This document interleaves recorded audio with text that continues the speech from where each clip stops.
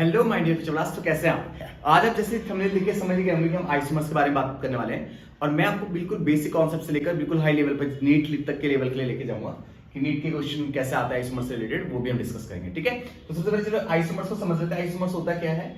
Same molecular formula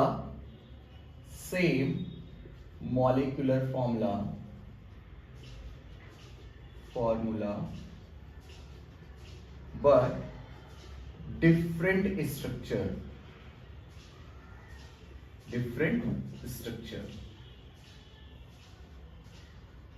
isomers क्या है? Isomers को डिफाइन करना तो आप बोल सकते हैं same molecular formula but different structure is known as isomers. हमारे पास आता है टाइप्स ऑफ आइसोमर्स, यही आपके लिए इंपॉर्टेंट है बस बच्चों। ठीक है, types of isomers. So we have two kinds of structure isomer, structural isomer, and second one is stereoisomers।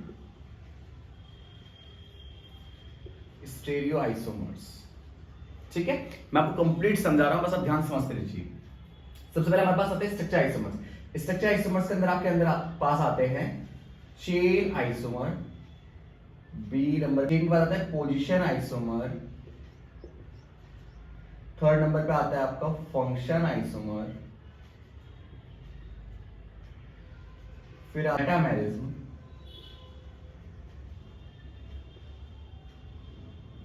और फिर आता है बच्चों आपका टोटामेरिज्म।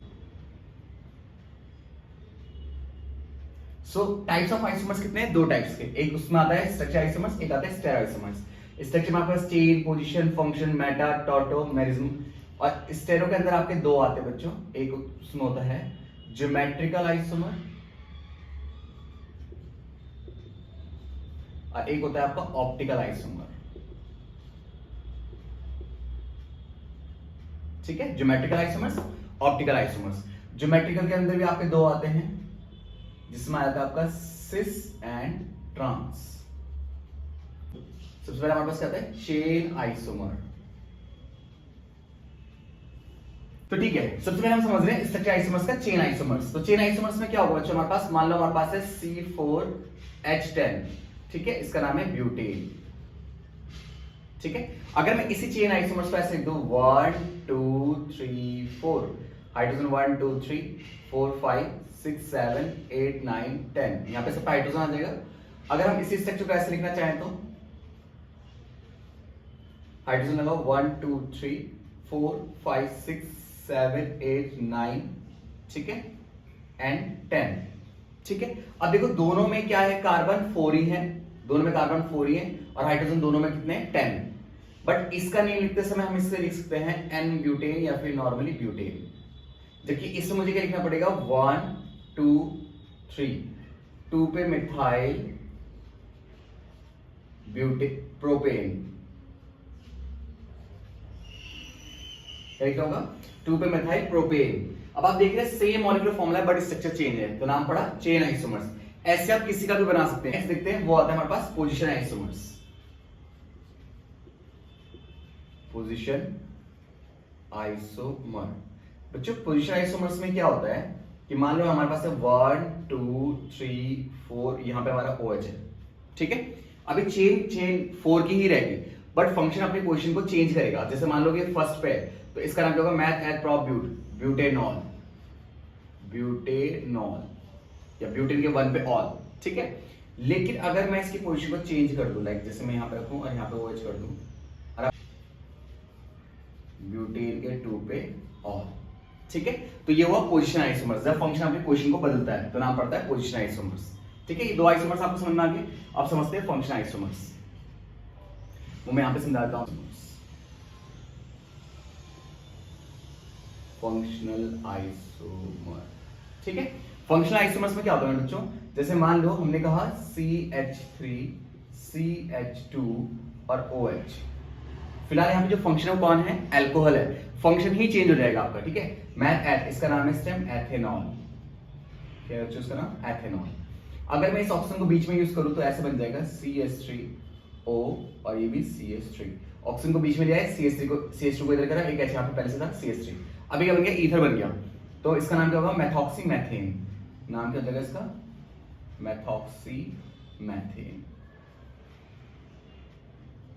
तो आप देखो फंक्शन पूरा ही चेंज हो गया, पहले फंक्शन अल्कोहल का था और अब फंक्शन किसका हो गया, ईथर, तो नाम पड़ा फंक्शन आइसोमर्स।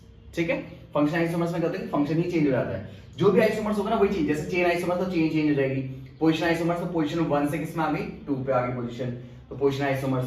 फंक्शन आइसोमर्स में क्या हुआ कि फंक्शन जो अल्कोहल था फंक्शन ही चेंज हो जाएगा, वो ईथर बन गया फंक्शन, क्या बन गया बच्चों, ether. I hope you understand. चलिए अब समझते हैं मेटा और टॉटामेरिज्म। बी है मेटामेरिज्म।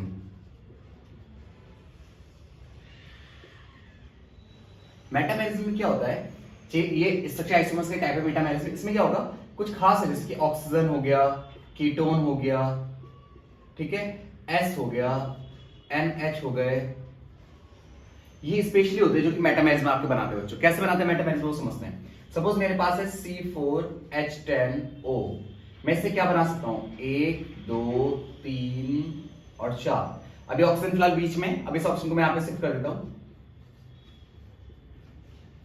आप सब समझते हैं कि यहाँ पे हाइड्रोजन आएंगे, हाइड्रोजन को दिखाने की नीड नहीं है, वैसे आप यहाँ पे समझ रहे होंगे कि हाइड्रोजन आएंगे यहाँ पे।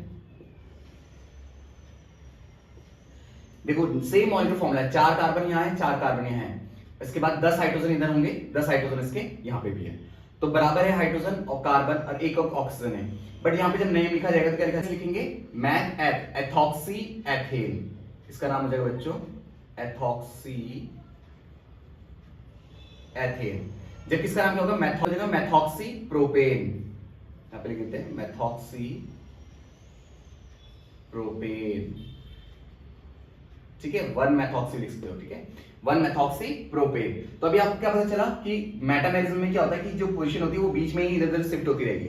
जैसे कीटोन का बना के समझाता हूं आपको, 1 2, यहां पे मान लो कि CO आ गया, कीटोन आ गया, इतना हो गया, ओके, C5H10O। आप इसमें हाइड्रोजन गिनो 1 2 3 4 5 6 7 8 9 10। अब क्या करो, आप इसके कीटोन को कहीं और शिफ्ट कर दो, सेकंड पोजीशन में शिफ्ट कर दो।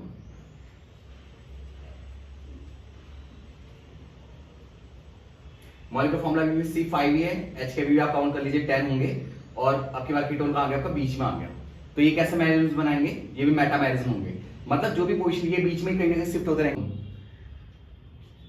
पेंटेन के 3 पे ओन, ठीक है, इसको कैसे लिखेंगे, पेंटेन के 2 पे ओन, ठीक है, पेंटेन के 3 पे ओन, पेंटेन के 2 पे ओन। अब हम समझ लेते हैं टोटामेरिज्म को। आई होप यार आपको समझ में आ गया होगा। हम देखते हैं टोटामेरिज्म।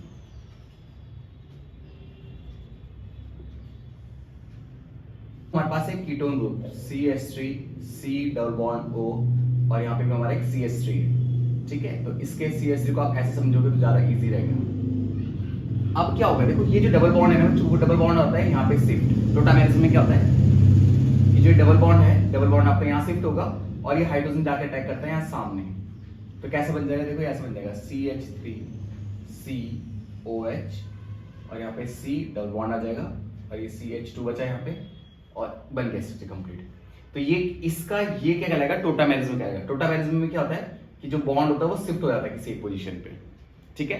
अब शिफ्ट होने की भी कंडीशंस होती है, सिर्फ बॉन्ड तभी शिफ्ट हो सकता है जब दोनों अल्फा, जो भी हाइड्रोजन हो वो अल्फा हाइड्रोजन होना चाहिए, कार्बन भी अल्फा कार्बन हो और हाइड्रोजन भी अल्फा हाइड्रोजन होना चाहिए।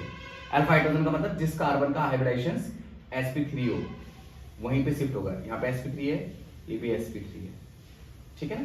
तो हुआ क्या, टोटामेरिज्म में होता क्या कि जो डबल बॉन्ड वाला है ये डबल बॉन्ड यहाँ शिफ्ट होगा और इसका हाइड्रोजन इधर शिफ्ट हो जाएगा, तो किससे किस में आ गया, कीटोन से अल्कोहल में आ गया, ठीक है ना। तो ये एग्जांपल, सपोज हमारे पास एक क्वेश्चन ऐसा आया कि एक एरोमेटिक रिंग है और ये है हमारा एल्डिहाइड, तो क्या इसमें टोटामेरिज्म पॉसिबल है। तो देखो जिसमें मेरे पास फंक्शन है उसके नियर बाय वाले जो कार्बन है, ये जो कार्बन है ये डबल बॉन्ड से डबल लिंक्ड है, डबल बॉन्ड से, तो ये sp2 हाइब्रिडाइज्ड हुआ, sp2 हाइब्रिडाइज्ड है तो ये टोटामेरिज्म नहीं बना पाएगा, तो ठीक है, ये क्या नहीं बना पाएगा, टोटामेरिज्म नहीं बना पाएगा, ठीक है, क्योंकि बॉन्ड शिफ्ट होके कहां वाले कार्बन पे जाएगा, यहां से यहां शिफ्ट होगा, बट ये ऑलरेडी डबल बॉन्ड से शिफ्टेड है, लिंक्ड है, तो इसलिए यहाँ पे टोटामेरिज्म पॉसिबल नहीं है। तो बेंजील्डिहाइड का टोटामेरिज्म पॉसिबल, इसको स्टेरोआइसोमर्स। अब समझते कि मैंने आपको बताया था दो टाइप्स के होते हैं, इसमें आएगा एक ज्योमेट्रिकल आइसोमर्स, यहाँ पे आएगा ज्योमेट्रिकल आइसोमर्स, और दूसरा क्या होता है हमारा ऑप्टिकल आइसोमर्स। ठीक है, तो ज्योमेट्रिकल आइसोमर्स इसके अंदर आ गया और दूसरा कौन सा आ गया हमारे पास, ऑप्टिकल आइसोमर्स। अब ज्योमेट्रिकल आइसोमर्स के अंदर भी दो बताए थे मैंने आपको, कौन कौन से होते हैं, एक होता है सिस और दूसरा क्या होता है बच्चों आपका ट्रांस। एक क्या होता है आपका सिस, दूसरा क्या होता है आपका ट्रांस। तो सबसे पहले हम समझेंगे ज्योमेट्रिकल आइसोमर्स को। Geometrical isomers, geometrical isomers. अब देखो ज्योमेट्रिकल आइसोमर्स में होता क्या है, मान लो मेरे पास एक फॉर्मूला है C, यहाँ पे आ गया CH3, यहाँ पे आ गया हाइड्रोजन H, यहाँ पे आ गया CH3, यहाँ पे आ गया हाइड्रोजन। ठीक बच्चों, अब इसमें क्या है कि जो सेम फंक्शन है वो सेम साइड है, इसलिए हम उसको बोल सकते हैं सिस। क्या बोलेंगे हम इसको, सिस।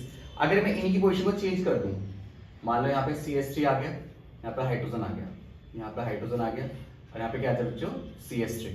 अब यहाँ पे क्या है, सेम फंक्शन डिफरेंट साइड है, देखो यहाँ पे इसका हाइड्रोजन आ रहा है, यहाँ पे भी इसका हाइड्रोजन आ रहा है, तो यानी कि ये वाला इसके जैसे नहीं हो पा रहा है, सेम फंक्शन सेम साइड नहीं, ना हाइड्रोजन एक दूसरे के साथ है, ऐसे हम इसको कहते हैं ट्रांस। ठीक है, जब सेम फंक्शन सेम साइड नहीं होते तो हम उसके कहते हैं trans, same function same side होता तो हम उसके बोलते हैं। इसमें क्या होगा, अगर आप देखोगे ये इस तरफ शिफ्ट होगा, इसका डायपोल मोमेंट इस तरफ शिफ्ट होगा, तो डायपोल मोमेंट का रिजल्टेंट जीरो क्या हो जाएगा, जीरो। इसका डायपोल मोमेंट इधर शिफ्ट होगा, इसका डायपोल मोमेंट इधर शिफ्ट होगा, तो रिजल्टेंट इसका ट्रांस का जो डायपोल मोमेंट होता है, डायपोल मोमेंट वो क्या होता है बच्चों, जीरो। जबकि इसका जीरो नहीं होता, डायपोल मोमेंट को हम यूं कहते हैं, does not equal to zero. यहाँ पे डायपोल मोमेंट क्या होता है बेटा आपका, जीरो होता है। पहला पॉइंट ट्रांसिस के बारे में, ठीक है, फर्स्ट पॉइंट है। स्टेबिलिटी, तो स्टेबिलिटी में अगर हम देखे जाए, स्टेबिलिटी में आपको याद रखना है कि ट्रांस ज्यादा स्टेबल होता है। ठीक है, ट्रांस ज्यादा स्टेबल होता है विद रिस्पेक्ट टू सिस से। ठीक है, स्टेबिलिटी, ठीक है। दूसरा है, नेक्स्ट है सॉल्युबिलिटी। सॉल्युबिलिटी किसकी ज्यादा होती है, सॉल्युबिलिटी सिस की ज्यादा होती है विद रिस्पेक्ट टू ट्रांस। समझते हैं ऑप्टिकल आइसोमर्स। ऑप्टिकल आइसोमर्स मतलब हमें पहले से चाहिए सोर्स ऑफ लाइट। मान लो कि ये सोर्स ऑफ लाइट है और इससे हर एक डायरेक्शन में आपकी लाइट ऐसे चल रही है। ठीक है, तो हम इसको मान लेते हैं लाइट सोर्स। लाइट सोर्स है। अब लाइट सोर्स को बच्चों हमने निकाला है निकोल प्रिज्म से, इसको हम बोलते हैं निकोल प्रिज्म। किससे, निकोल प्रिज्म। अब जब लाइट आपकी निकोल, वो पोलराइज हो जाएगी, यानी कि एक डायरेक्शन में आएगी, ऐसे पोलराइज करेगा, अनपोलर लाइट को पोलर फॉर्म में भेजेगा। अब पोलर फॉर्म में जब लाइट आती है तो अब हम क्या करते हैं, ट्यूब रखी है जिसमें हमने कोई ऑर्गेनिक सॉल्यूशन भरा होता है। ठीक है, यहाँ पे हमने क्या भरा होता है, ऑर्गेनिक सॉल्यूशन कोई। ठीक है, अब जब लाइट ऑर्गेनिक सॉल्यूशन से बाहर आएगी, ऐसे होनी चाहिए थी स्ट्रेट, लेकिन वो ऐसे ना होके ऐसे टर्न हो जाएगी, ऐसे किसी एंगल पे। यहाँ पे देखो लाइट स्ट्रेट थी ना, तो जब किसी प्रिज्म से निकलने के बाद लाइट टर्न हो जाती है। अगर लाइट टर्न हो रही है, किसी और डायरेक्शन में चली गई, किसी एंगल में, ये पूरा फिनोमेना देख रहा है, ये आइस है। ठीक है, ठीक है, आइस हम देख रहे हैं यहाँ से। अगर हमें लगता है कि जो स्ट्रेट लाइट है वो थोड़ा सा टर्न हुई है, किसी एंगल पर टर्न हुई है, प्लेन पोलराइज्ड लाइट जो होती है वो किसी एंगल पर अगर टर्न हो रही है, किससे, जब हम उसको किसी ऑर्गेनिक सॉल्यूशन से पास करवाते हैं, ओरिजिनल एंगल से थोड़ा सा रोटेट हुआ है, इसका मतलब ऑप्टिकली एक्टिव है। ऑप्टिकली एक्टिव है कौन, वो ऑर्गेनिक सब्सटेंस जिसे आप चेक कर रहे हैं कि वो ऑप्टिकली एक्टिव सॉल्यूशन है या नहीं। कोई भी ऑर्गेनिक सॉल्यूशन इसका आपको चेक करना है कि ऑप्टिकली एक्टिव है या नहीं, तो हम देखेंगे जैसे लाइट उससे गई, अगर वो किसी एंगल पर टर्न होगा तो वो ऑप्टिकली एक्टिव कहलाएगा। अगर थोड़ा सा रोटेशन हमें उसमें दिखता है, जैसे कि पहले वो स्ट्रेट था, थोड़ा सा टर्न अगर किसी एंगल पर होता है तो ऑप्टिकली एक्टिव हुआ है। अगर वो रोटेट हुआ है राइट साइड में, ठीक है, इसमें दो साइड, राइट और लेफ्ट, राइट है और लेफ्ट है। अगर राइट साइड में अगर वो टर्न हुआ, मतलब लाइट जो है वो राइट साइड में अगर टर्न हो गई है, तो इसे डेक्सोरेट्री कहते हैं हम। लेफ्ट साइड में अगर टर्न हो गई तो हम उसको लीवो कहेंगे, लीवोरेट्री। ठीक है, डेक्सोरेट्री और लीवोरेट्री। लीवोरेट्री कब बोलते हैं, जब वो लेफ्ट साइड में टर्न हो जाती है लाइट। देखो जैसे स्ट्रेट था ना, पहले यहां से तो अनपोलर है, यहां से प्लेन पोलराइज्ड लाइट हो गई, प्लेन पोलराइज्ड लाइट। ठीक है, उसके बाद हम देखते हैं कि अगर वो राइट साइड को टर्न हुई अगर, तो ऑप्टिकली एक्टिव है क्योंकि वो टर्न हो रही है। ठीक है ना, तो रोटेशन अगर हमारा राइट साइड में है तो डेक्सट्रोरेटरी, अगर वो लेफ्ट साइड के रोटेशंस दिखाता है तो लीवोरेटरी। तो दो तरह के हमारे पास इसमें रोटेशंस होते हैं। अगर मान लो कि plane polarized light plane polarized ही रहती है, इसका मतलब ऑर्गेनिक सॉल्यूशन रखा हुआ है वो कैसा है, ऑप्टिकली इनएक्टिव है। ठीक है, बट फिलहाल जो मैंने अभी शो कर रखा है वो हमारा ऑप्टिकली एक्टिव है क्योंकि किसी डायरेक्शन में टर्न कर रहा है। वाइज कहते हैं, क्लॉकवाइज, और इसका डी कैसा होता है, हमेशा पॉजिटिव। ये क्या होता है, एंटी क्लॉकवाइज होगा, यानी उल्टा होगा, इस डायरेक्शन में होगा, और एल इसका कैसे दिखाई देता है, नेगेटिव। ठीक है, तो ये था, तक के लिए thank you so much for watching, please do like share and subscribe.